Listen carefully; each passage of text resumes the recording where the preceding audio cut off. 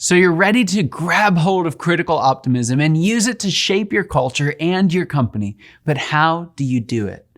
First, you need to ask yourself which way you lean on the optimism-realism spectrum. Then you need to examine how that bias is affecting your leadership. If you're an optimist, ask yourself these questions. What would really happen if I never heard no and every new idea I shared was accepted? How do I handle resistance to a new idea? How much stamina do I have for working an idea all the way through to reality? How well do I embrace the value brought by realists? In what ways do I alienate realists? Now, if you're a realist, ask yourself these questions. What would happen if I never had to change and I could shoot down every new idea or delay it until the perfect time? How do I handle the pressure to bring change? How much flexibility do I have for trying to make an idea work rather than trying to make it go away? How well do I embrace the value brought by optimists, and in what way do I alienate optimists?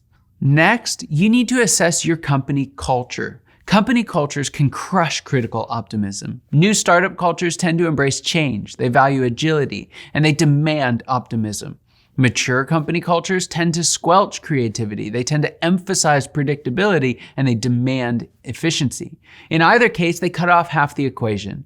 To bake a great cookie, you need both sugar and salt. Though I'm more of a cookie dough guy myself, the principle's the same. Here are a few questions that you can ask to assess your culture. Do we have a balance of both optimism and realism within our leadership team? Who do we celebrate more, optimists or realists?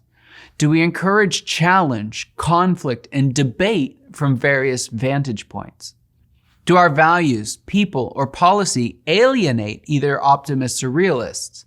What mechanisms, what tools or processes do we use to combine optimism and realism? Do we hire people who are skilled at using critical optimism? Do we train optimists to think and act quickly, and realists to think and act flexibly? As we close out this mini-series, I want to leave you with this final thought. In the cases of both optimism and realism, too much of a good thing is most certainly a bad thing.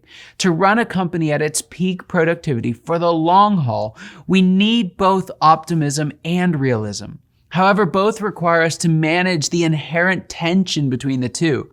We need to celebrate ideas and breakthroughs as well as consistency and quality. And the best way to do it is to encourage everyone to engage in critical optimism.